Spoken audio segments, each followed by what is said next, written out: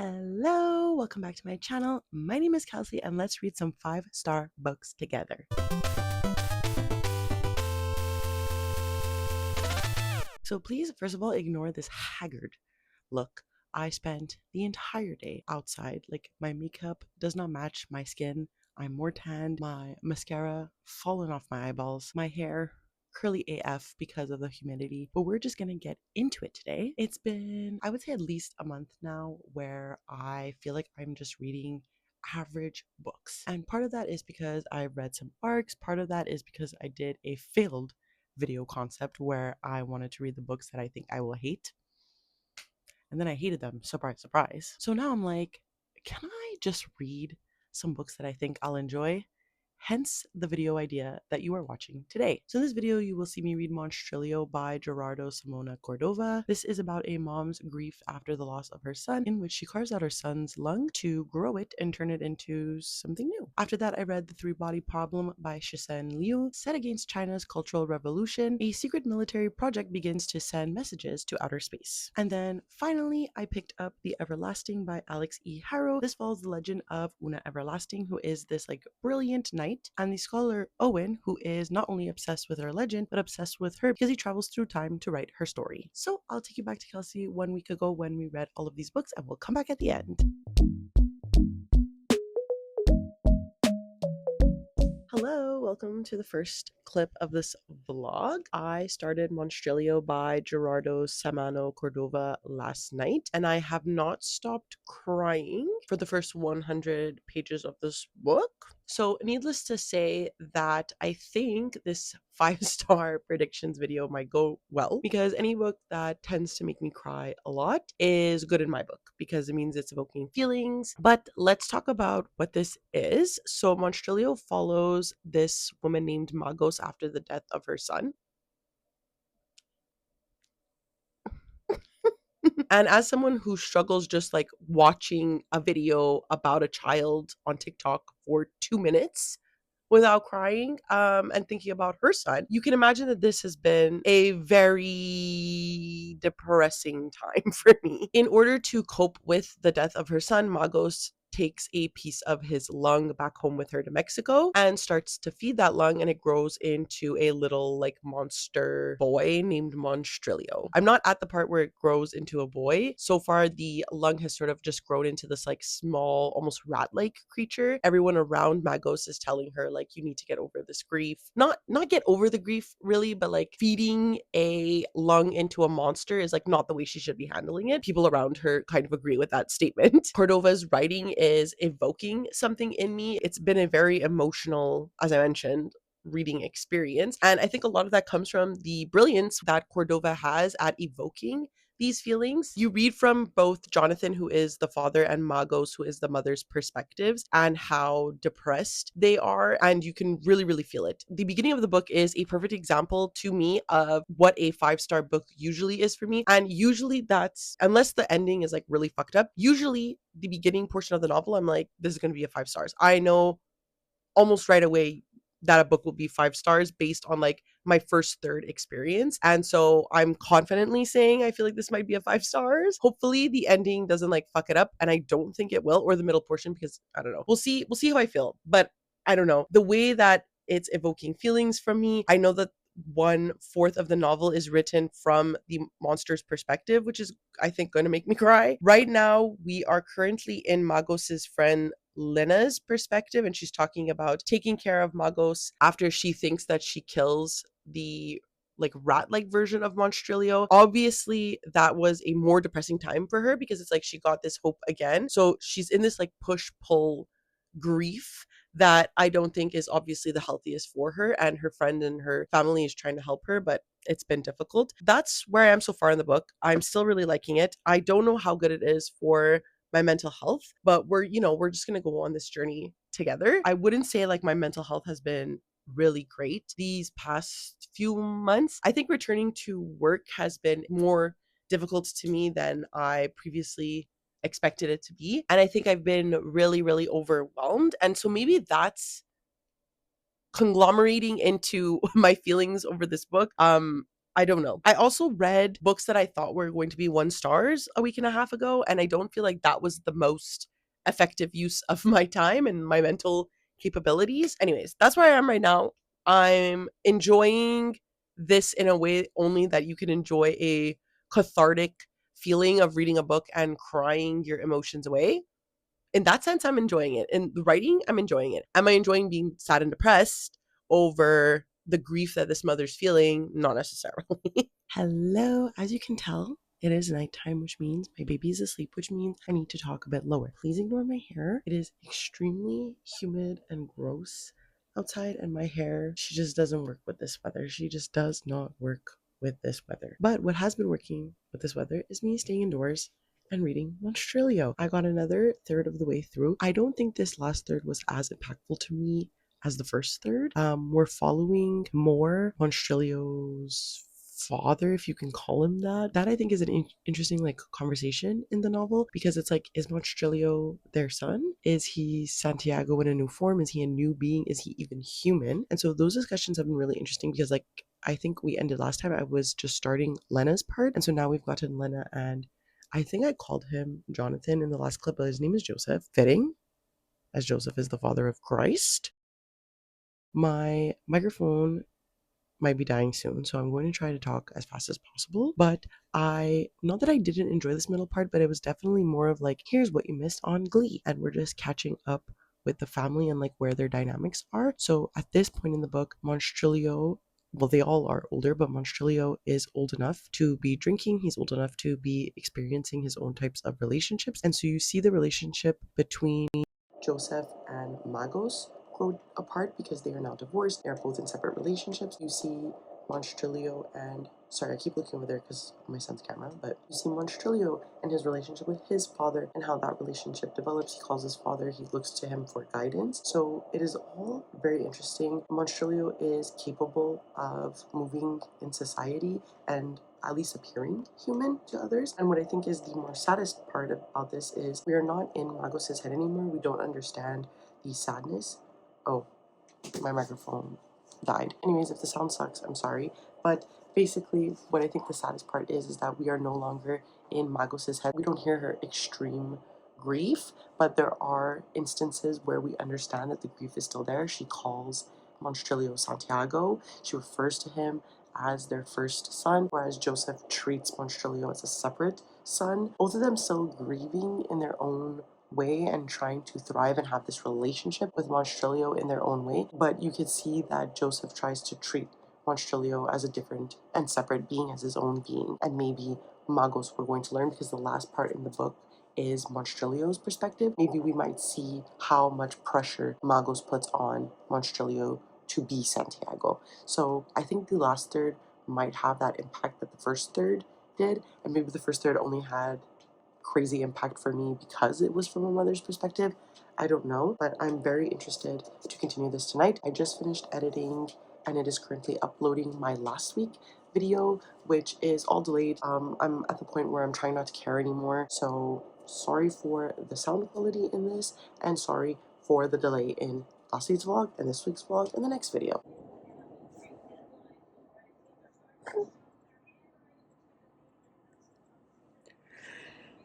Okay, I'm a little bit worried because I saw the light flash on for the battery sign, but I charged it yesterday.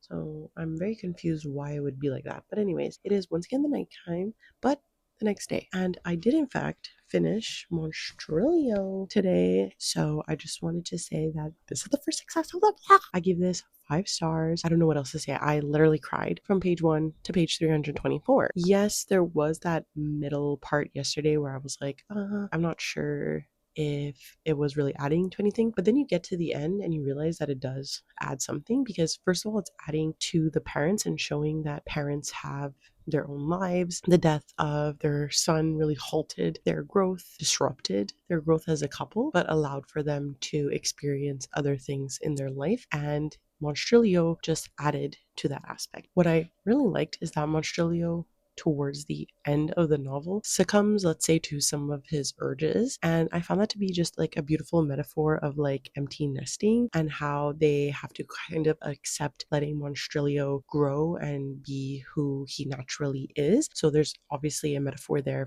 for, being who you are. This book is very gay as well. There is that reflection in both Monstrilio as a being and the relationships represented in the book, but also, of course, Monstrilio growing up, being his own person, leaving the nest, needing to go out on his own and be himself. And that was something really tragic for the end of the novel. I really, really, really like this, obviously, as I give it 5 stars. I think the writing is absolutely brilliant. I think the plotting of this novel is really brilliant. I like that it was divided into 4 parts following the 4 really important people in this book and looking at them as figures in both Monstrilio's life, but in their own life as well, and how the loss of Santiago and the death of Santiago really affects them, all of them, even Monstrilio, as they work through time and become closer to themselves and further away from Santiago, but still holding on to this memory and grief over him. So really, really like this. I was obviously very devastated over it, but that made me think pretty positively about the next 2 books because I'm hoping that they will also be 5 stars. So I decided to pick up a book that I've been really, really wanting to read for a while. This is The Three-Body Problem by Shishan Liu.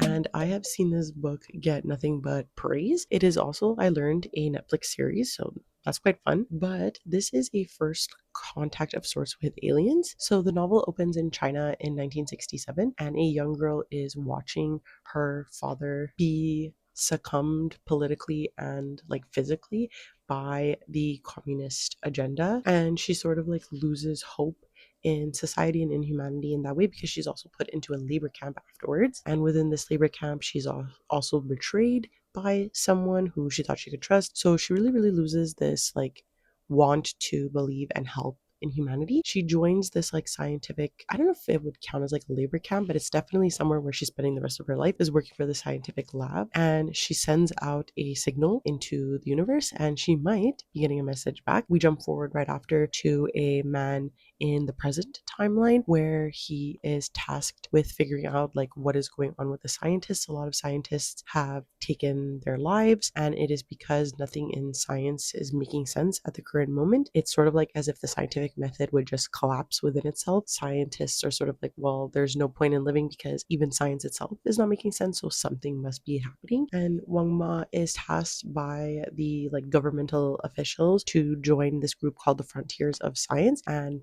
see what they're figuring out. What do they know about like what's going on in the scientific field, and I guess basically see if the frontiers of science understand that we as a society have made contact with aliens. So that's where I am 1/3 in. I have to say this is so fascinating. There's so much more to this plot that I'm not really gonna get into, but there's like different methods that Wang Mao is being exposed to that is sort of leading him to kind of understand what's going on. Just the decisions that Liu has made in this book is like really, really fascinating. So I think just on like a technical level, I'm going to really, really enjoy this. But the plot in itself is also really interesting. And because you're weaving through these multiple timelines, you can start to piece things together. And that's my favorite part, when like twists come from piecing things together. So it's making me anticipate the book as we move on. So I'm going to get another third into this. Definitely not tonight, but I'll probably update you tomorrow at work, I'd imagine, because I will probably be listening to this when I can throughout the day. I would like to maybe finish this tomorrow, but we'll definitely see. Hello. So I've gotten another third of the way through the 3 body problem. So at this point in the book, we have not solved the 3 body problem, but we're understanding exactly what the 3 body problem is and how it relates to a first contact with this group called the Trisolarians, I believe, and how this relates to the scientific advancements of our society and how it relates to the more political atmosphere in mainland China. It's been a very, very, very interesting read. I'm absolutely loving it. It has things that I really like. I love like political discussions paired with like historical discussions, paired with like a made up sort of scientific universe, which this book is providing. I love dual timeline books and how they begin to relate to one another or unveil specific parts of the book that will be important later on. That is my bread and butter. And this book also not necessarily has a mixed media perspective, but there's a perspective in the book that goes into a what he believes is a video game in order to like solve the video game so that he can understand what's going on with a certain sect of scientists. And that part was really, really interesting. It's a little confusing at first, especially when you're listening to it on audio. So the first 2 or 3 chapters, I had to re listen to them just to make sure that I was fully understanding what was going on. Because as a purchaser of this book, that the video game that he's playing, which is called The Three Body Problem, is going to be related in some way, obviously, to the title. So I wanted to make sure that I was fully understanding these chapters, especially because when Wong goes into the video game, he's going into it in the universe. I meant virtual reality. He's calling himself a different character, Copernicus, and he's interacting with people called Einstein, Galileo, stuff like that. So it's like, oh, wait, hold on, who's talking? What's happening? Socrates is all of a sudden giving an opinion. They become a little bit confusing, but I like that aspect too because it's playing with that historical scientific stuff that I enjoy in a book. I have 1/3 left. I definitely think I'm going to finish today because I'm so into it. Again, most of what I have to do today, I do have to present a report, but I managed to finish that yesterday. It's a small report, so I'm not too worried about it. And then I'm meeting up with my sister. I have to go get my maid of honor dress tightened a little bit. It's nothing crazy. So if they tell me they can't, like, that's fine. That's pretty much everything I have to do. And I also want to go to the gym at some point. So we have a pretty busy day, but a lot of it can work with some audiobooks. So let's get to it. Hello. So this is going to be another late night update for you guys just because I did finish the Three Body Problem and I'm obviously running late on this vlog. As we know, I'm really struggling with posting timely vlogs, whatever, blah blah blah. This was another 5 stars.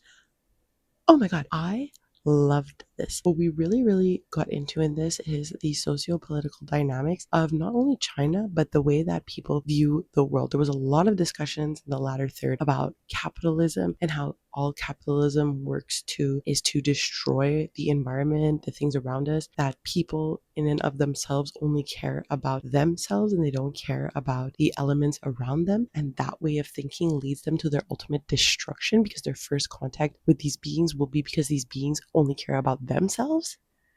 Bro, this was so good. There's people in the reviews for this, and a lot of the reviews say that it's boring, where there was not a moment in this where I didn't have my listening ears turned on. This was so fucking good. I immediately, well, not immediately, I'm really trying to respect my book buying ban. I'm being really hard on myself because I wanted it to be a complete zero book buying ban, and I've broken it a little bit. I'm accepting the fact that I probably likely will not read the next book anytime soon, so I could wait to purchase this. I'm gonna be a good girl and not do it, but you don't know how much I'm dying to get to the next one. Oh my god, this was so good. Now, because tomorrow I will be at work, likely just doing some menial tasks, need something to listen to, that's why I'm doing the update now. I want to start The Everlasting by Alex E. Harrow tonight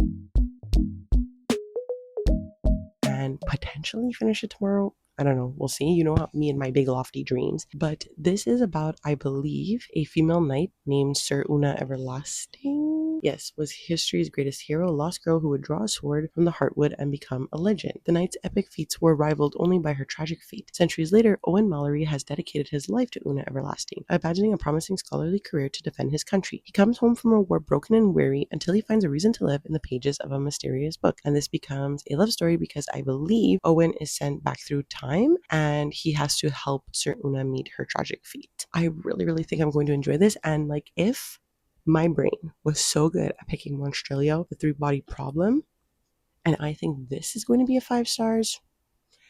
If this is a 3-book success vlog, I'm a genius. Hello, please ignore how haggard I look right now. I went for a run this morning and my postpartum hairs are always sticking out. But I obviously am running behind schedule and my goal is to actually read all of this today. I am 1/3 of the way through it. Never updated you, but I want to read this last 2/3 today. Get this over with. Unfortunately, I'm not getting that 5-star. I didn't even talk. Did I talk about this was about? I think I did. Yes. Unfortunately, though, I'm not getting that 5-star feeling from this book that I had with the previous 2 books. I've had to re-listen to a couple of chapters over and over again because I just was not comprehending what was happening. And by looking at a summary online, I finally understand what's happening, and I think it's going to make me appreciate the novel more. Basically, we're following a knight named Una Everlasting. She is not the main character of the story. The story is really following this character named Owen. And Owen has been fascinated with the idea of Una Everlasting ever since he was a child. So when he comes back from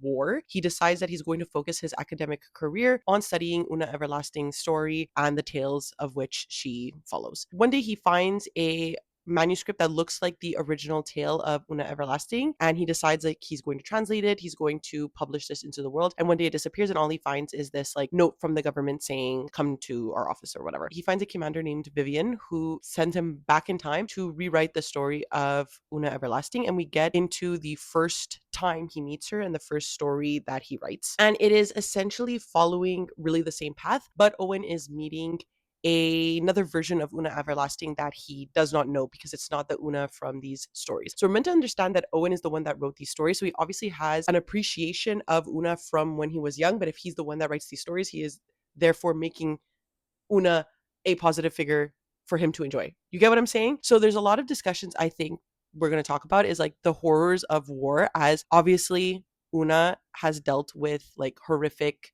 killings and like doing things as a knight that maybe she doesn't necessarily want to do. And so has Owen. Owen is also the son of a veteran as well. And so there's a lot of discussions on like being a veteran coming back from war, which I think is really interesting. But there's also discussions on this distrust of figures of authority and the government, and does the people in power have you as a soldier's best interest at heart? I have a feeling the answer is going to be no. But Owen meets the queen that Una has devoted her life to protect, who betrays her at the end of the story, and Owen's like, what the fuck? And obviously he feels betrayed. His father, he grew up with a father who felt extremely betrayed, suffered a lot of PTSD from the war. So I think there's going to be a lot of that discussion, and now that I understand that, I think I'm going to like this more. So the next part that we're opening with is the second death of Una Everlasting, and the last chapter ended with Owen going back in time. So very interested now to see where this is going, but I can definitely tell you yesterday when I was listening to it, I was like, what the fuck is happening? So I'm going to definitely get the next third of the way through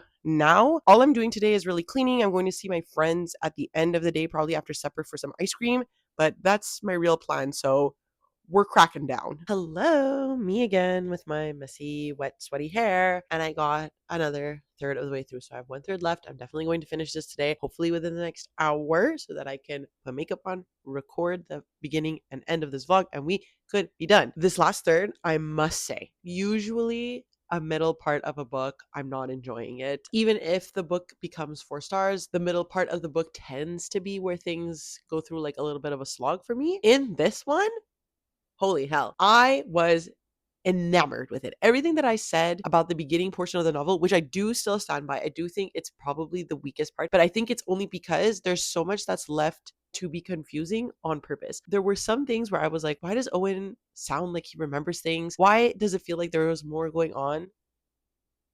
It's because there was. So this is like sometimes fueling a fire that shouldn't be fueled, where I'm like, oh, I don't want to DNF books because what if they get better as I go on in the book?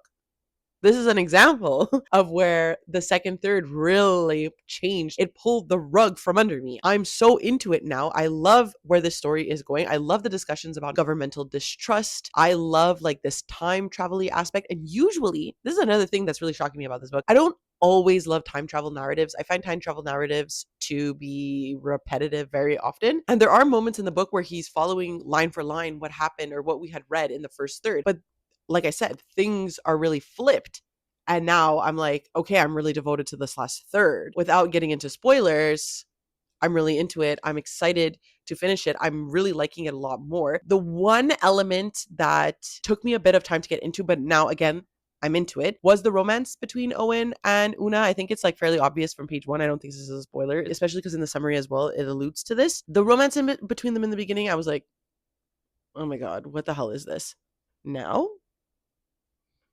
I've been proven wrong. So I'm going to continue listening to this. I was going to go for a walk, but I think I might actually just continue listening to this and then like reward myself after by going to the gym and going for a walk then. So see you soon.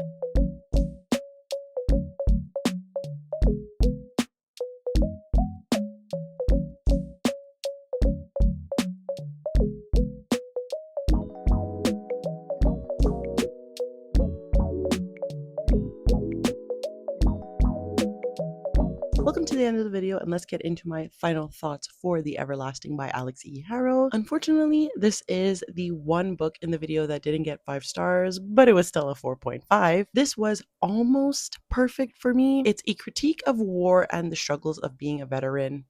Great, perfect, love that commentary. It's a critique of a corrupt government and its figurehead.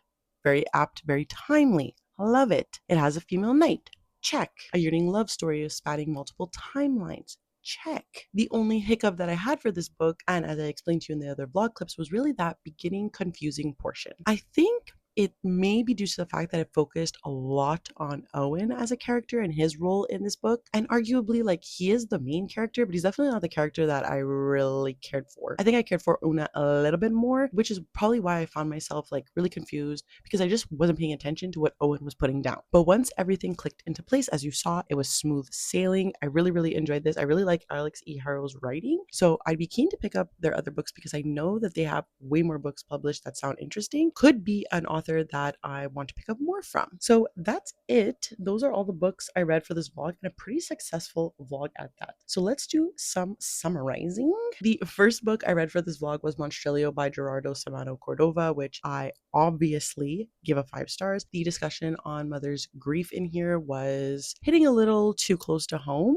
Couldn't give it anything below a 5 star. After that, probably one of the most interesting first contact books that I've read from recently, with The Three Body Problem by Shisha and Liu. Really liked this. It was so good. I can't wait to continue in this series. And then finally, like, the weakest link of the vlog, but still a 4.5, The Everlasting by Alex E. Harrow. Almost perfection, just a little bit of a confusing beginning. So that's it. Please let me know down below if you've read any of these books. Did you like them? Did you hate them? Were they also 5 stars from you? Let me know. And I always leave a link down below to my Twitter, Goodreads, and Instagram if you would like to follow my reading journey there. Of course, given that social media still exists and we're all allowed to remain connected, you can follow me. And of course, because it is the end of the video, please do not forget to like, subscribe, and ring the notification bell. It does much for my channel, makes me feel really good. And that's it. I never know how to end these things, so I will see you next time. Okay, bye.